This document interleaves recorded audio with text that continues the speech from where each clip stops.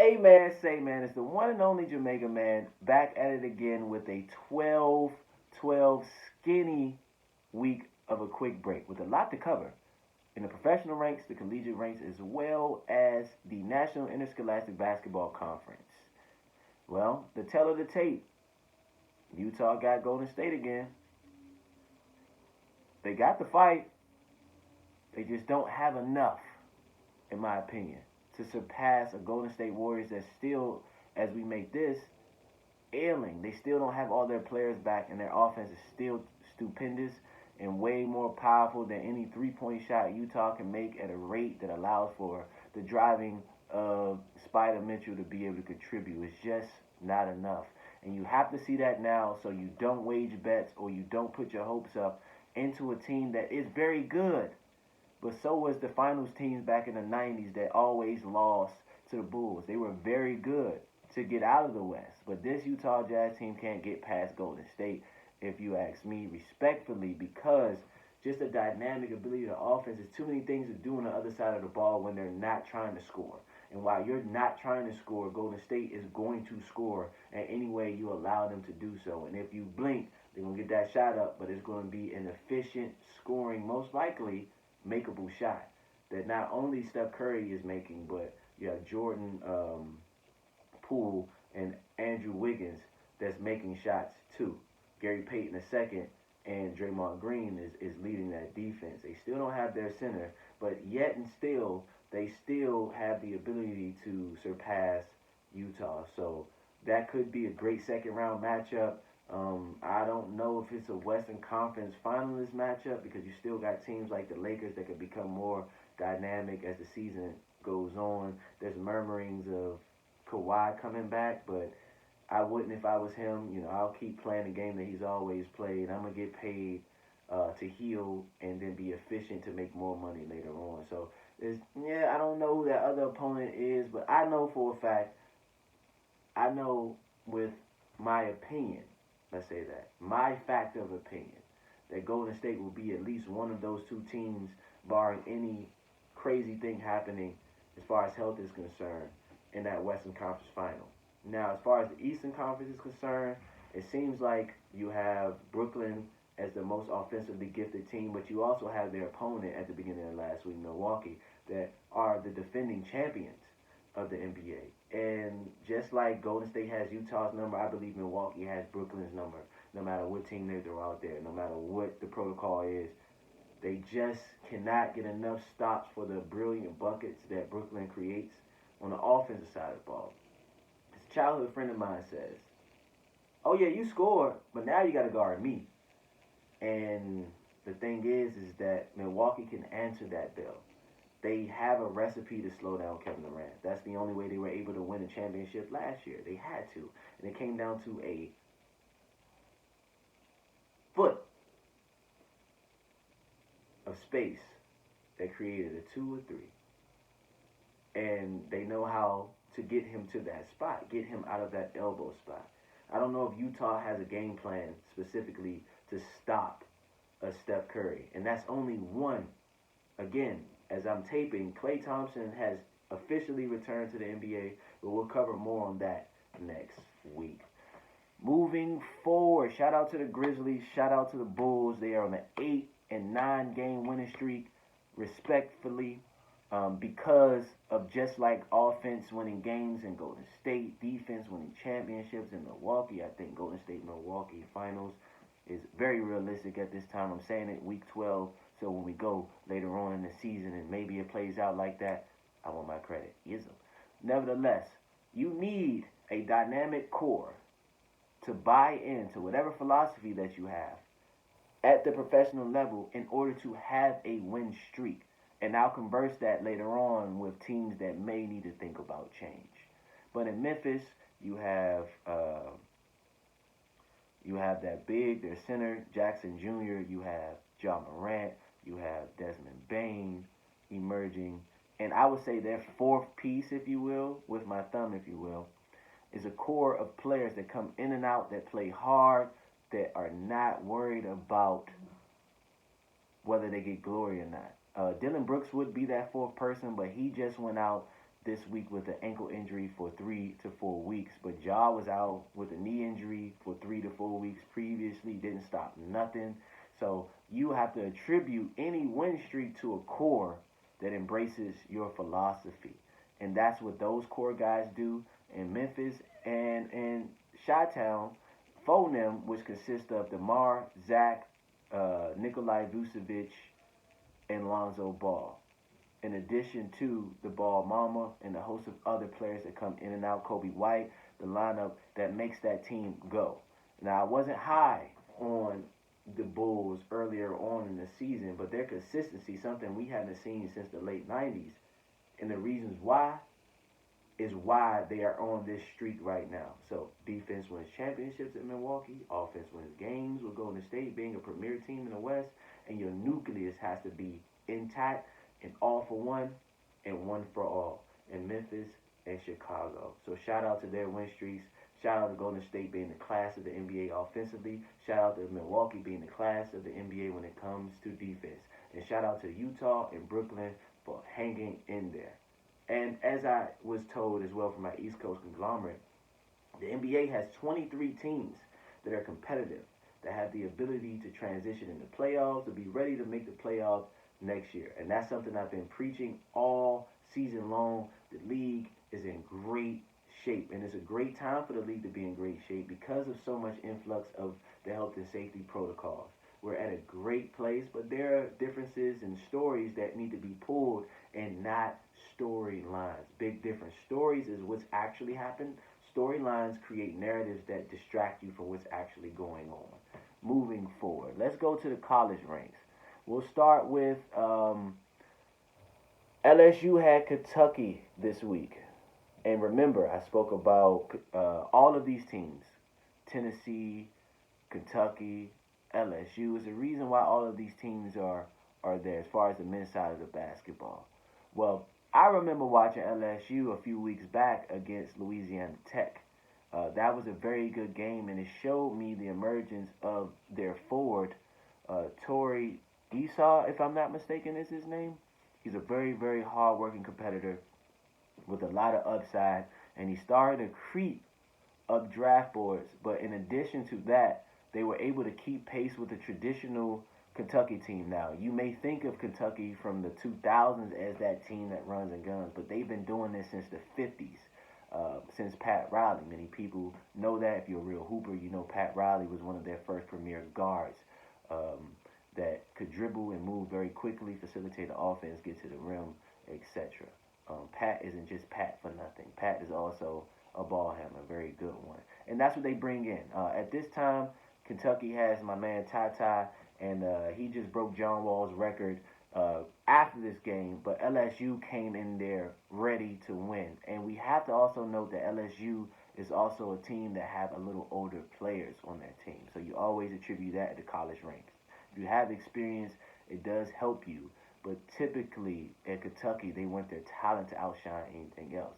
And it was a little back and forth, if you will. And notice I didn't speak about scores because it's not really important about scores. You go back and check that out. But for someone that really doesn't watch the game, but they want to know what's going on, I'm speaking to them first and everyone else thereafter. So it was a good game. It came down to, I would say, 2 possessions. And I would say this year, this Kentucky team isn't necessarily vertically gifted.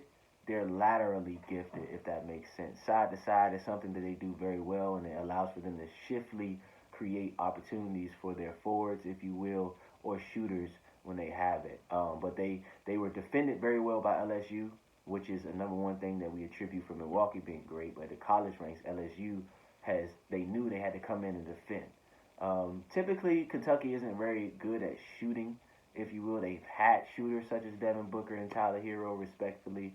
But typically they're not necessarily bringing in shooters. So that was something that boded to their detriment throughout the game. But it came down to just getting the ball out of a fast break press. And if you notice, when I spoke about the women previously and how South Carolina plays, they're coming up next.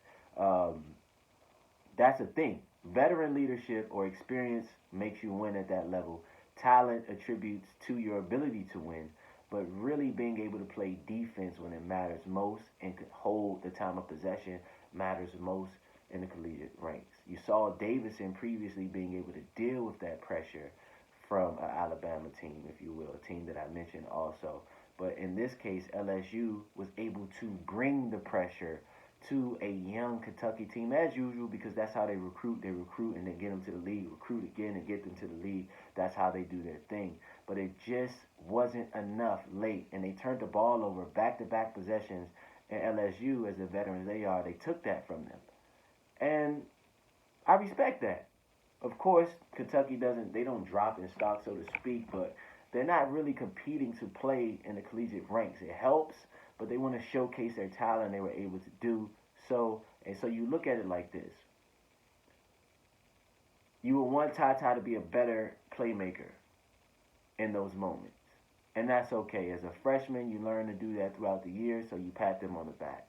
No different than you would recognize LeBron James as an MVP candidate, but there's no way that you can put him in front of guys that are winning right now. You love him, but you can't put him above anybody that's actually getting the results. At LSU, they got that result, beat them fair and square, locked them down when it mattered most, exchanged buckets, but also were attacking the glass just like them. And I feel like to an extent, LSU is what Kentucky will be later on in the season, but Kentucky has more talent. So shout out to the Tigers, Tigers, if you will, for that win, and shout out to the Kentucky Wildcats for just continuing to compete and getting better at shot selection and also knowing when to make the right pass. In the matriarchal bracket, if you will, South Carolina also had, let's see where I want to go with that. They also had a few teams this week. They also had LSU. And the Lady Tigers, they weren't afraid. They definitely had to work for it. South Carolina, they was like, so SEC basketball is very physical. And one player that stood out to me in South Carolina was Aaliyah Boston. Her feet and her ability to control the paint while South Carolina was able to make these drives to the basket. LSU was coming right back at them. LSU, to me, shot the ball a little bit better. I'm not sure of the percentages, but it came down to being able to hold LSU Lady Tigers accountable for the fact that they couldn't stop really. I want to pronounce that right. Aaliyah. Why am I saying Aaliyah? Aaliyah Boston. She looked like Tim Duncan out there, or in a respectful matter. Let's go Tim Duncan. Because we're not discriminating here.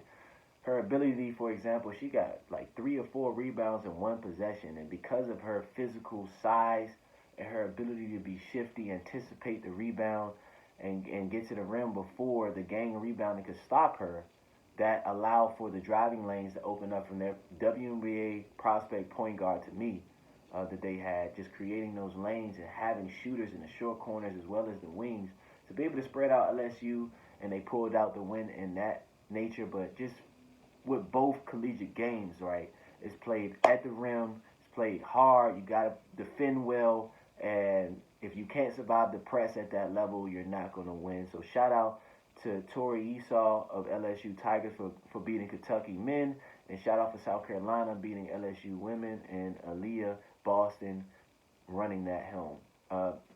High school. We have a new number 1 in the NIBC. Sunrise Academy of Wichita, Kansas is running the league. And what I notice about this particular high school ranks, right, how we boil down from offense wins games, defense wins championships. There's a certain way you play collegiately where you play aggressive, you play hard, and if you can't survive the press, you can't win, but you got to play at the glass first, and you use your talent to do that. At this level, the National Interscholastic Basketball Conference level, the high school level, you see certain philosophies work and control the game, right? Sunrise Academy had Monteverde, and I spoke about Monteverde ad nauseum. They had it. They had it for a few weeks. They beat IMG um, previously because of their ability to play in a way that Kentucky likes to play. If you will, hard nosed at the glass, laterally quicker than their opponent, and if you need a bucket, you get a bucket.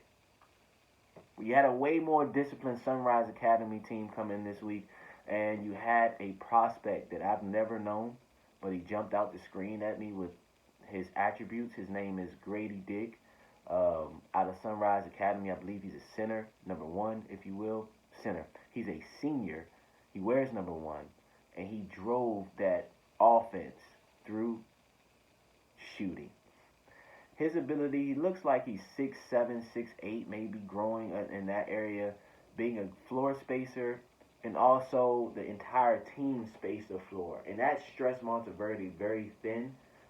They had a return of Sky Clark. He's a premier player that will be at Kentucky shortly. He was hurt for a lot of the season, but Derek Whitehead was the heart and soul of that team. And it seemed like they were trying to figure out where Sky fits into that. Sky didn't start the game, but I don't think Derek had pace enough to contribute to what they had to defend. If you notice, if you can't defend, your impact means nothing.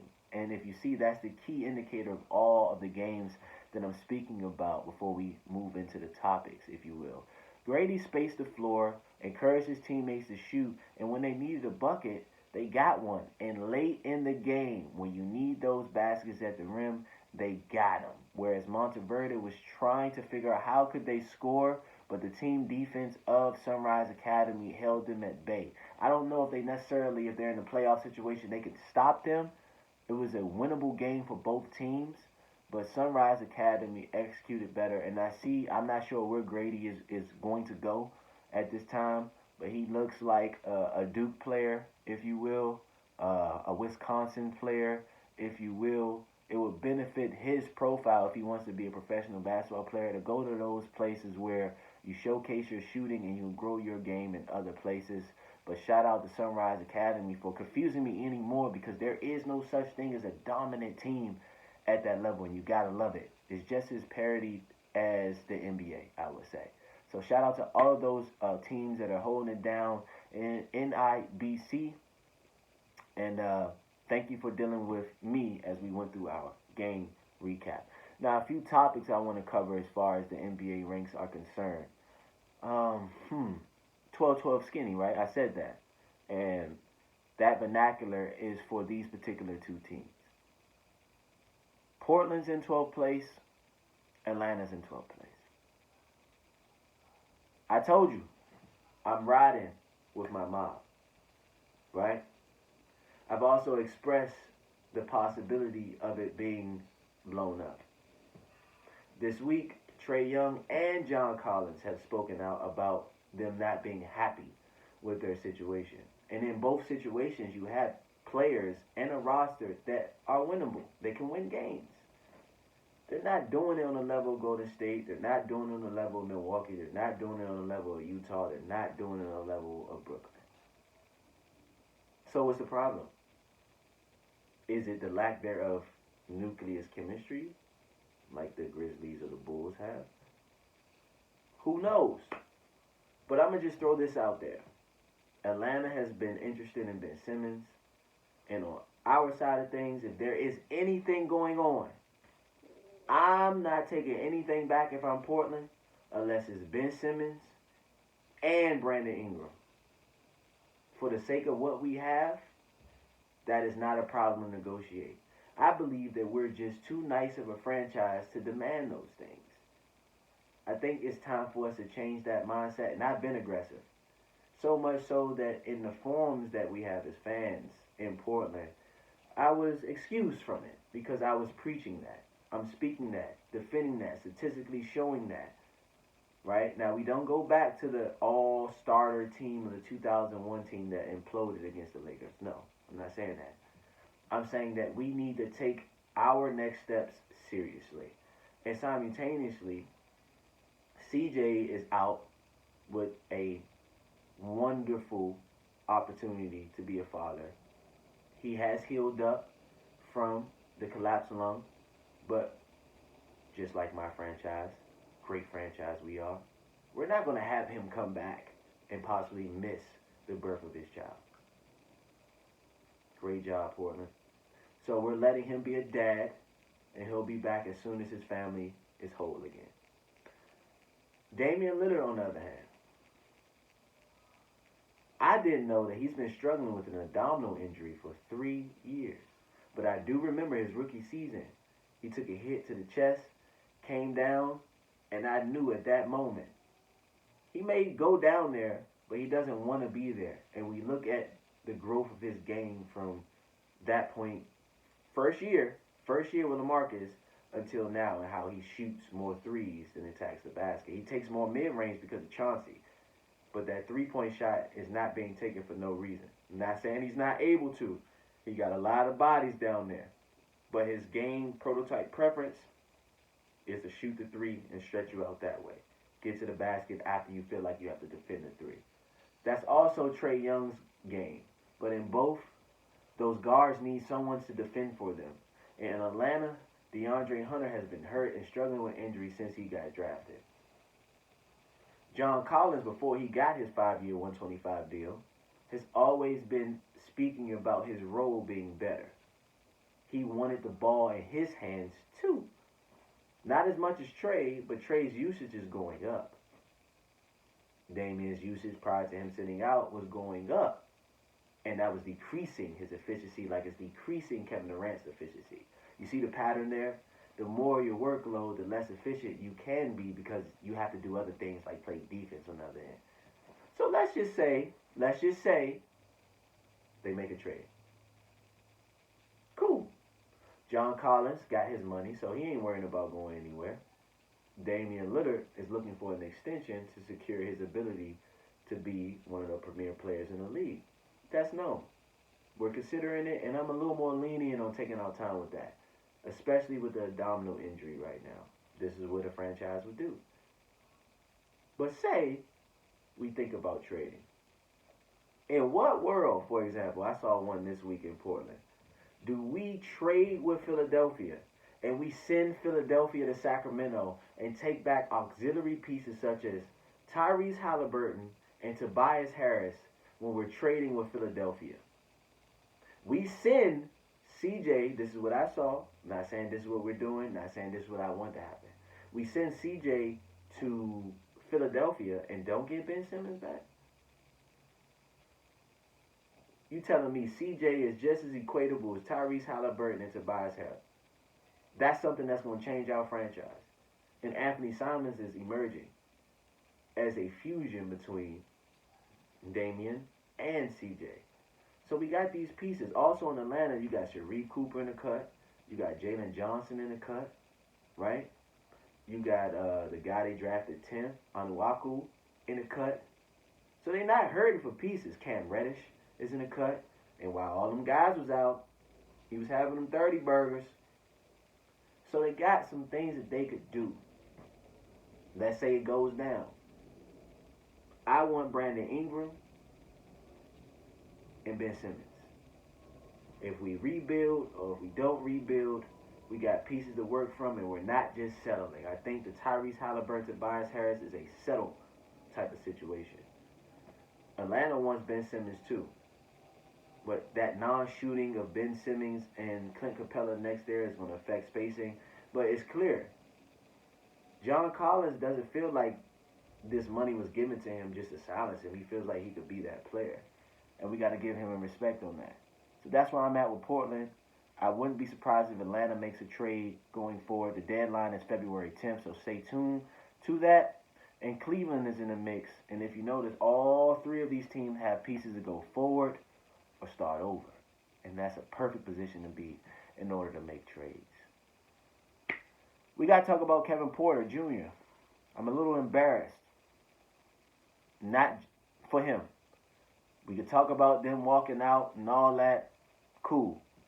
Right? Somebody took the honor of using that and creating a perception that involved his late great father.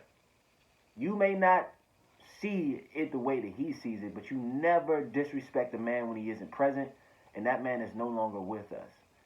And for some reason, it had to be in D.C. It had to be in the hometown. I'm very embarrassed to know that somebody felt like they could speak on another man that's not here and disrespect his legacy that defied the odds and made it to the NBA and is working through his trauma in front of you. You had no right to say that. I'm not even going to repeat the negativity that you said, but you have no right to disrespect that man. You're not helping his trauma. You're adding to it. You think he's not going to remember what you said? You think he's not going to remember where you at? On an indigenous standpoint, you do not disrespect an indigenous man, and you don't disrespect his father. For reasons that you already knew, and you said it knowing that it would do that. And you still got the good graces of the best player in the league, the breadwinner of the league, and LeBron James. He spoke out too. If you don't know what I'm talking about, just look up KPJ Washington Wizards controversy. Go from there. I just can't condone that. That was total BS. You don't do it, and it threw me off. It threw me off. I apologize for Washington, D.C. I apologize on behalf of the Washington Bullets. We were named the Bullets for a reason. They didn't just throw that out there. They had to change the name from the Bullets to the Wizards for reasons that you already know what's going on. So if we can be better and change, give that man, Scoot, the ability to grow and change.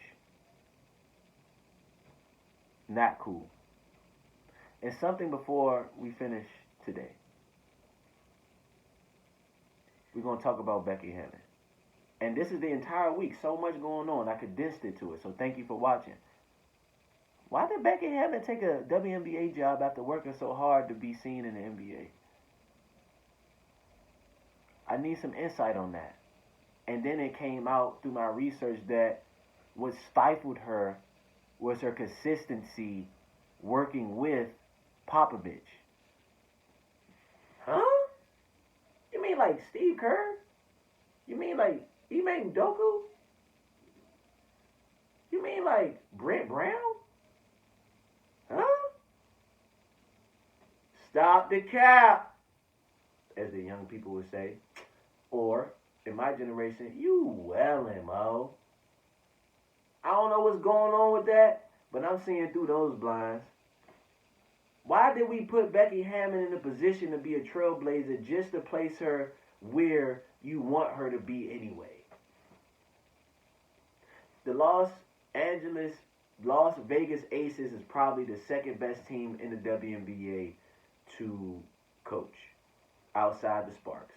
Respect to that. But she let us know a long time ago that was not where she wanted to go. I'll be interested to know where her mind changed or why her mind changed. Great players, a lot of good forwards there. They're building. Respect. But that wasn't what the goal was. So what happened? I need a good reason. Because there was a young woman watching, believing in this movement that y'all created. This is why you don't believe in narratives, bro. This narrative stuff has to stop.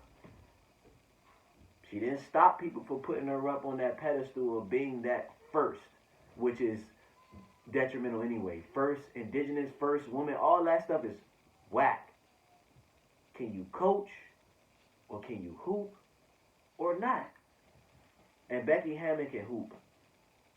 And I'm going to say it unpopularly, I feel like she's settling for that Los Angeles Aces job. You didn't have to bow out right now. I feel like the league had something to do with that. And that's not cool. Without further ado, though, thank you for paying attention. We about the 30-minute mark. Also, Dylan Mitchell from Monteverde Academy. He was the reason why the game was so close, really, because Sky was trying to find his shot all night. Derek Whitehead wasn't really comfortable getting his shot with Sky trying to figure it out. But Dylan Mitchell, shout out to you. You held it down and kept them in the game because you attacked Sunrise Academy's weakness, which was the forward short corner spot. Usually teams that shoot are really passive at the front of the rim. Golden State is different because Draymond is driving that, and he doesn't add the shooting, he adds the defense, if you will. We're going to leave it like that. Remember, it's in you, not on you. I appreciate your time. This 12-12 skinny short week episode. And please, please remember, the new year's here, if you will. Don't lose your focus, but always notice that you are the best version of yourself, even if you have to start over again. Love and respect. Appreciate your time. Until next time. It's up.